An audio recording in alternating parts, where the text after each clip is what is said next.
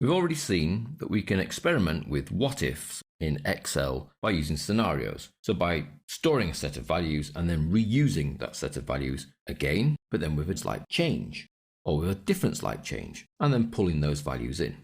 Now there is another way of doing what-ifs in Excel, and that is to experiment with a tool called GoalSeek. Now GoalSeek sort of works from the other side, in that instead of providing values and experimenting, we actually ask Excel to change the value of a cell to reach a certain goal, hence the name of the tool.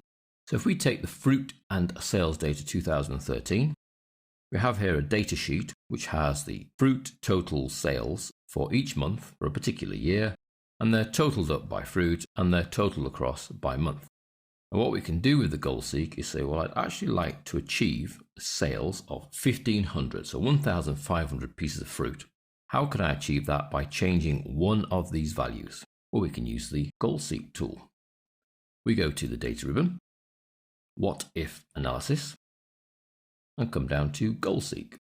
Now the first setting in here is to set cell. So we have to tell it which cell we want to actually set the value of. Well, that cell is this one here. So I click, and it picks that up as G14. I then click into to value to tell it what physical value, what absolute value I want that setting to. So I want it to be set to 1,500. So the cell that I'm trying to set needs to be a formula cell so that Excel can make changes to the values that feed in, so to the predecessors. And then I need to tell it which changing cell. Well, the changing cell is going to be this one here, D7. So I've set it to 1,500 for cell G14, that's this cell here, by allowing Excel to change D7, so that's this cell here, which is currently blank.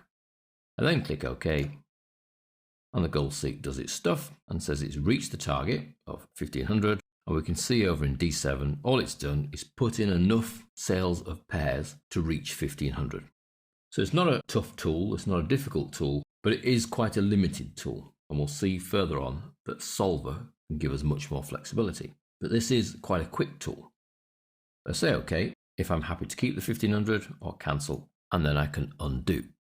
Now the GoalSeek tool isn't just restricted to working on some functions, it can work on any function really. If I look at the share values sheet, we can see here there's a missing month, because that's the one I'm going to use to seek, but the result here is an averaging function. So this averages out the values across here.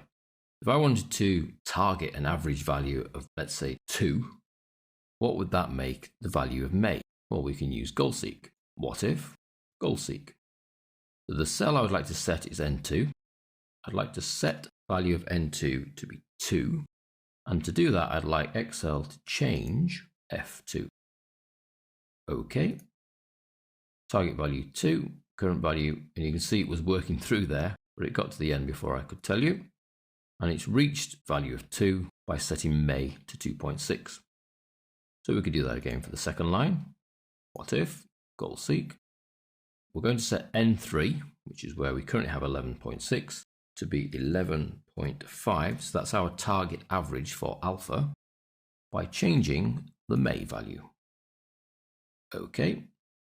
It's reached 11.5 by setting May to 0.7. So a very steep drop from 11.8. But Excel doesn't look at the real world, it just looks at the mathematical side of things and gives you the result. So that's the GoalSeek tool. You select a cell that contains a formula, tell Excel what value you would like it to reach, and then tell it which other cell, single cell only, it can alter to reach your target.